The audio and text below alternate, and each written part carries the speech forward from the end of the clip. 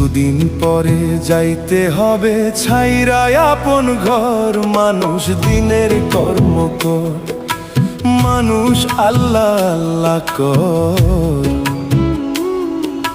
দিন থাকিতে দিন বন্ধুর নামটি স্মরণ কর। মানুষ দিনের কর্ম কর, মানুষ দিনের কর্ম কর।